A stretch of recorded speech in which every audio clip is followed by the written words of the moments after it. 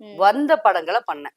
Okay. இது வந்து எ என்ன தேடி எந்த படம் வந்தாலும் நான் பண்ணேன்.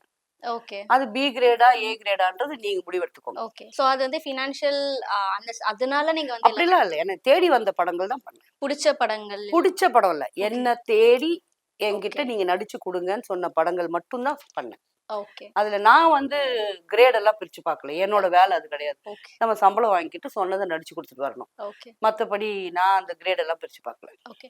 என்னென்ன மாரி ரோல்ஸ் பண்ணணும்னு நீங்க ஆசைப்பட்டீங்க? எல்லாரும் அதெல்லாம் ஆசைலாம் ஒண்ணும் இல்லம்மா. ஓகே. அம்மா ரோலும் பண்ணிட்டேன், ஆயா ரோலும் பண்ணிட்டேன், பைத்தியக்கார வேஷமும் பண்ணியிருக்கிறேன். ஓகே. எல்லாமே பண்ணியிருக்கிறேன். அதனால இனிமே ஆசைப்பட்டு செய்யறதுக்கெல்லாம் ஒண்ணுமே கிடையாது. நமக்கு வந்து ஒரு ஹீரோ கூட நடிக்கணும்ன்ற ஆசை இருந்திருக்கும்.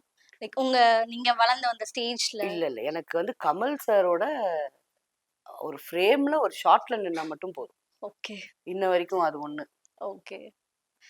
உங்களுக்கு வந்துட்டு நார்மலா நீங்க கிளாமரஸா நடிச்சம்போது உங்களுக்கு நெறைய நெகட்டிவ் கமெண்ட்ஸ் வந்திருக்கும். ஒரு 3 பெர்சன தாண்டி நம்ம சுத்தி இருக்கவங்களே வந்து நம்ம நெகட்டிவா கமெண்ட் பண்ணியிருப்பாங்க. ம். சோ அதெல்லாம் எப்படி ஹேண்டில் பண்ணீங்க? ஏன் இப்ப என்ன பயங்கர பாசிட்டிவா வருது?